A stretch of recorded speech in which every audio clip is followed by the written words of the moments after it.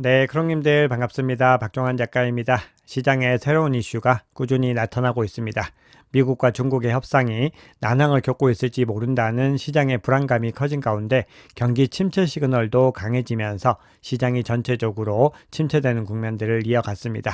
과연 이런 상황에서 비트코인은 반등에 성공할 수 있을지 한번 점검해 보겠습니다. 네, 오늘 영상이 도움이 되셨다면 구독, 좋아요, 댓글, 알림 설정 정중히 부탁드리겠습니다.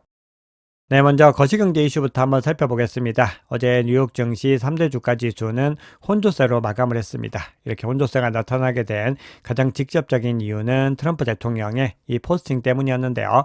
이번 주 금요일에 미국과 중국 두 정상이 전화통화를 해서 뭔가 협상을 진척시킬 것이다. 이런 기대감들이 나오고 있는 가운데 트럼프 대통령이 본인의 트루스 소셜을 통해서 본인은 시진핑 주석을 항상 좋아했고 앞으로도 계속해서 좋아할 건데 그럼에도 이 시진핑이 정말 강경하고 거래를 성사시키기가 어렵다. 이렇게 이야기를 하면서 뭔가 협상이 난항을 겪고 있다라는 시그널을 줬습니다. 그런데 트럼프 대통령이 워낙에 협상의 달인이기 때문에 이 포스팅을 곧이곧대로 해석할 수는 없지만 그럼에도 금요일에 어떤 변수가 나올지 파악하기 상당히 어려운 국면으로 간 부분들은 분명해 보입니다. 네, 그런 가운데서 어제 발표된 민간 고용과 서비스업 업황 지표가 예상치를 크게 밑돌면서 하방 재료로 함께 활용이 됐습니다. 자, 먼저 가장 중요하게 봐야 되는 거는 ADP 비농업 부분 고용 변화였는데요. 37,000건이 증가를 하면서 이전치와 예측치를 월등하게 하회를 했습니다. 예측치 대비로는 거의 3분의 1도 안 되는 수준까지 내려간 것을 볼 수 있습니다. 거기다가 이 수치는 2023년 3월 이후로는 최저치를 기록을 했습니다. 자, 이렇게 되면서 금요일에 비농업 고용이 발표가 되는데 이 결과에 대해서도 시장이 더 많은 신경을 쓰게 됐습니다. 그리고 어제는 이 지표와 더불어서 ISM 비제조업 구매자 지수를 주목하셔야 되는데요. 이전치와 예측치를 모두 다 하회를 했고 거기다가 절대적인 기준이라고 할 수 있는 50까지 하회를 하면서 1년 만에 위축 국면으로 진입하는 모습을 보여줬습니다. 그래서 어제 발표된 두 개의 주요 지표는요. 경기 침체가 강해지고 있다. 이런 시그널로 해석이 될 수가 있습니다. 자, 이렇게 ADP 비농업 부분 고용 변화가 발표가 되니까 역시나 트럼프 대통령이 바로 포스팅을 통해서 파월 의장이 너무 늦었다라고 하면서 빨리 금리를 낮추라고 또 강하게 촉구를 했습니다. 네, 어제 고용지표들이 발표가 되고 나서 CME 패드워치 툴에서 금리에 대한 기대감은 7월 달에 금리를 인하할 수 있다는 기대감이 높아지는 것을 볼 수 있습니다.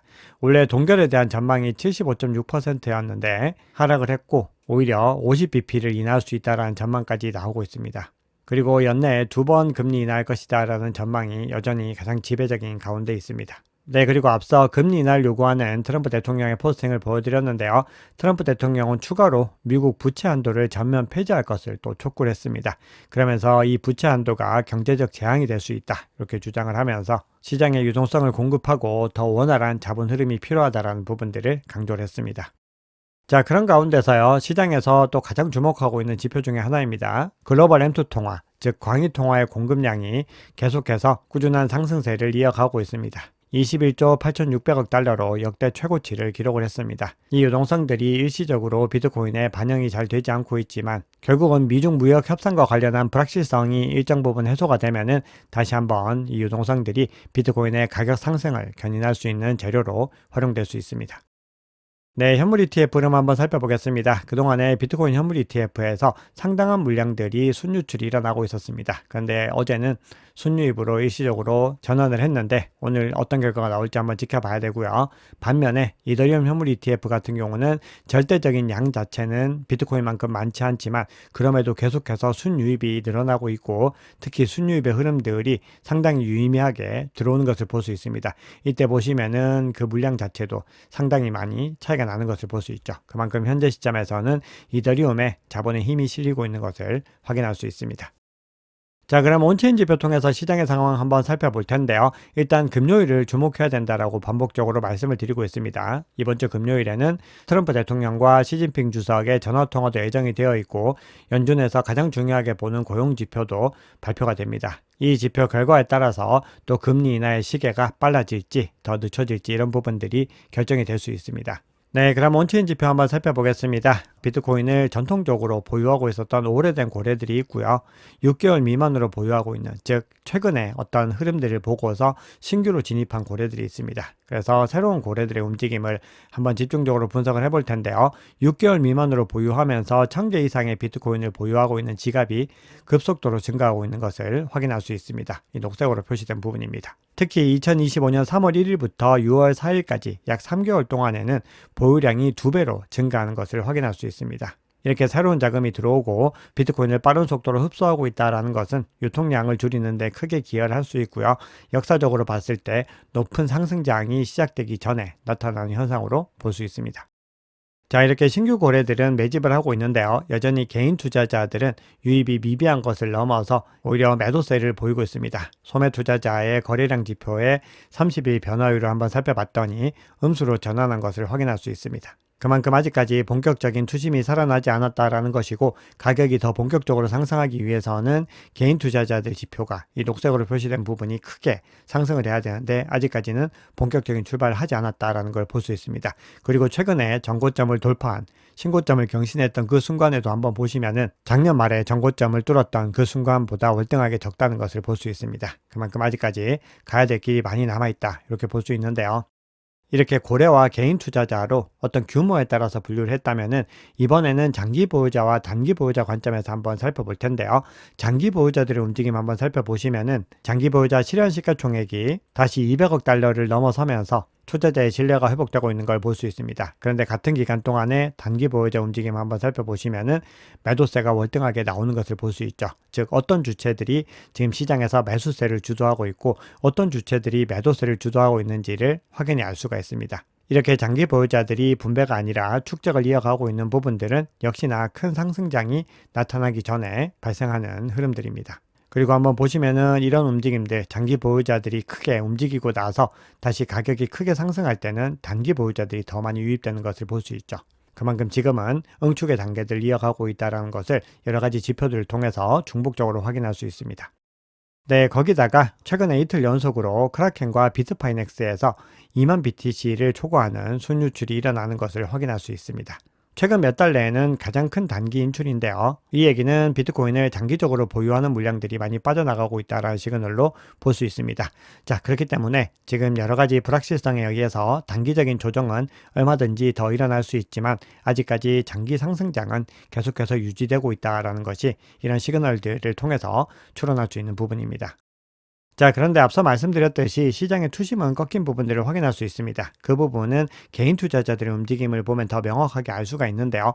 고래들이나 아니면 장기 보유자들은 뭔가 더 뚝심이 있고 더 시장의 단기적인 변화에 대해서 일일비하지 않는 모습을 보이는데요. 개인 투자자들은 시장의 작은 변화에도 크게 요동치는 움직임들을 보입니다. 그렇기 때문에 투심을 알아볼 수 있는 중요한 척도로서 개인 투자자의 유입 여부와 그리고 심리 지표들을 확인할 수 있는데요. 또 하나 조금 더 큰 기관 단위에서의 어떤 투심을 확인할 수 있는 지표로 옵션 미결제 악정을 볼 수 있는데요. 현재 옵션 시장의 풋콜 미결제 악정 비율이 0.64에서 0.56으로 하락을 하면서 여전히 콜옵션에 조금 더 비중을 두고 있는 것들을 확인할 수 있는데 이 둘의 절대적인 수치 자체가 모두 다 크게 하락한 것을 확인할 수 있습니다. 그만큼 시장의 단기적인 확신이 줄어든 것을 볼 수가 있습니다. 그런데 다시 조금씩 고개를 들면서 또 반등의 움직임을 보이고 있기 때문에 이 흐름들이 어떻게 더 강하게 이어질지를 한번 지켜보셔야 됩니다. 특히나 콜옵션이 조금 더 반등세가 잘 나오고 있는 것을 볼 수 있습니다. 네, 그러면 두 가지 정도 지표만 더 확인하면서 시장이 어떤 방향으로 가게 될지 이런 부분들을 점검해 볼 텐데요. 이번에 살펴볼 지표는 추세 강도 지표입니다. 추세 강도 지표를 시간 단위로 한번 살펴봤을 때 현재 월 최저치까지 떨어지는 것을 확인할 수 있습니다. 거의 0% 가까이 수렴하는 것을 볼 수가 있고요. 시그널 선도 20% 미만으로 지금 떨어지는 것을 확인할 수 있습니다. 자, 이 얘기는 지금 단기적으로 추세가 크게 악화 국면으로 갔다라는 의미인데요. 이 시그널은 현재 시점에서는 긍정적인 시그널로도 볼 수 있습니다. 현재 시장이 크게 저평가된 구간에 있고 어쩌면 바닥에 가까울 수도 있다라는 시그널로 해석할 수 있는 겁니다. 그렇기 때문에 이렇게까지 바닥에 가까운 구간까지 내려왔다라고 하는 것은 시장이 다시 반등할 수 있는 시그널로도 볼 수 있습니다. 매수세가 조금만 더 힘을 내면은 강하게 전고점 테스트를 들어갈 수도 있다는 겁니다. 네, 마지막으로 비트코인의 NUPL 지표, 미실현 순손익 지표를 한번 살펴보겠습니다.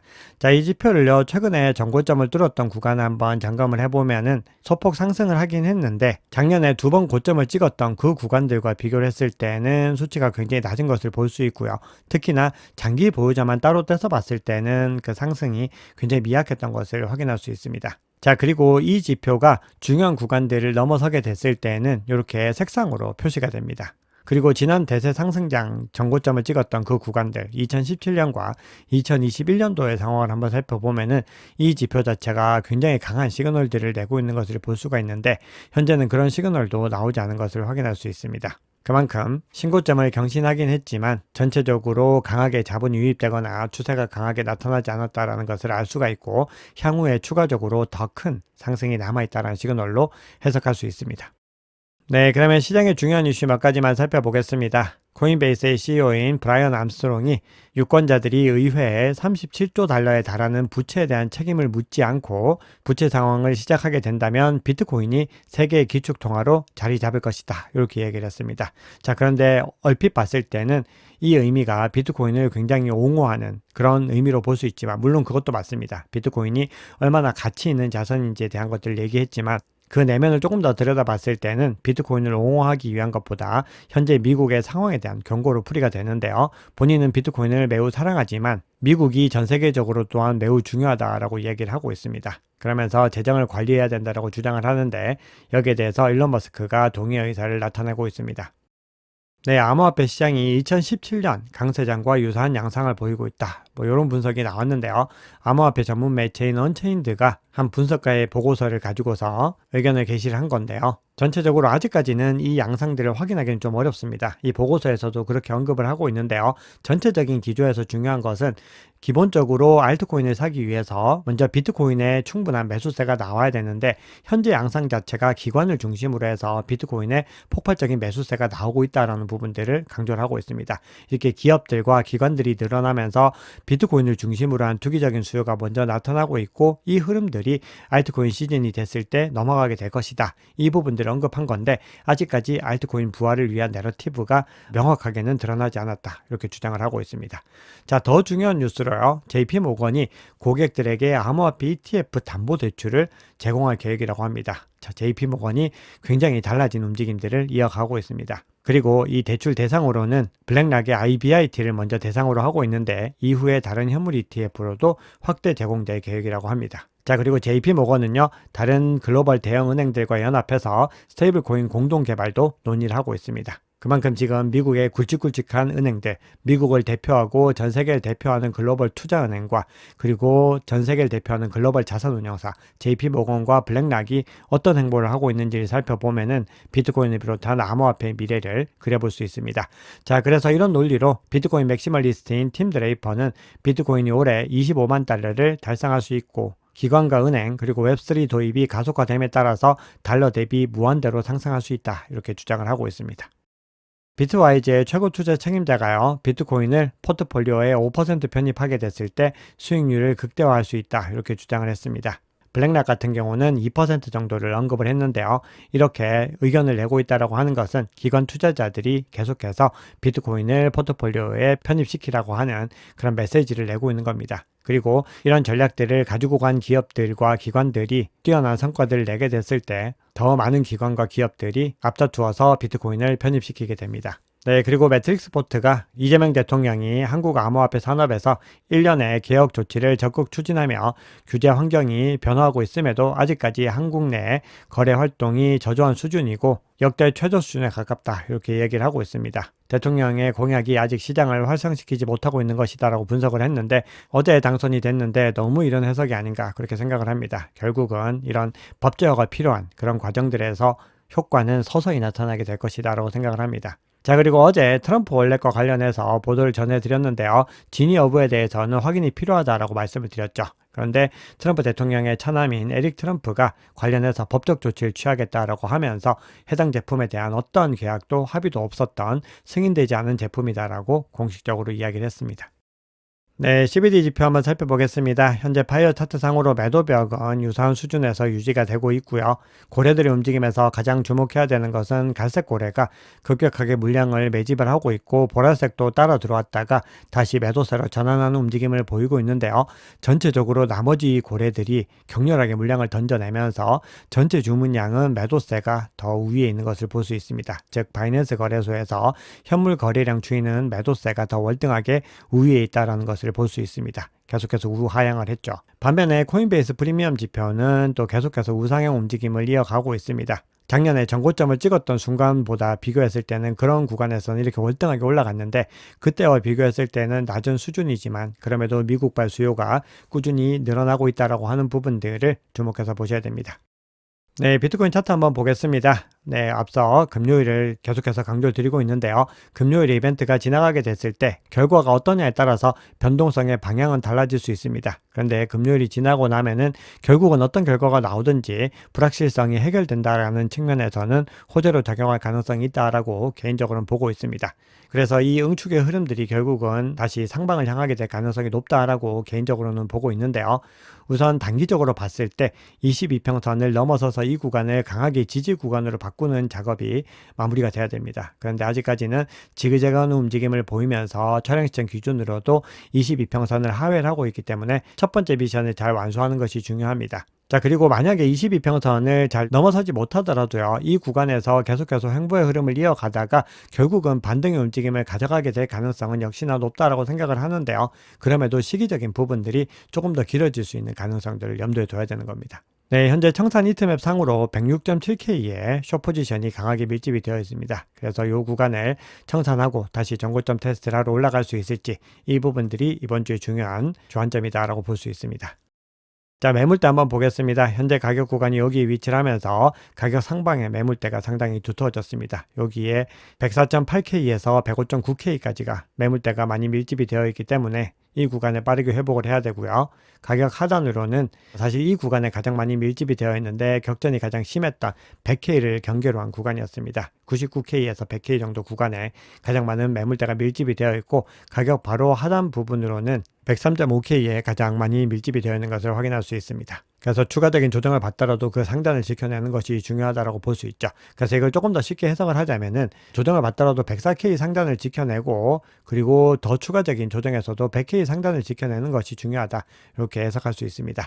네, 오늘 준비한 얘기는 여기까지입니다. 여러분 오늘 영상이 도움이 되셨다면 구독, 좋아요, 댓글, 알림 설정 정중히 부탁드리겠습니다. 지금까지 박 작가였습니다.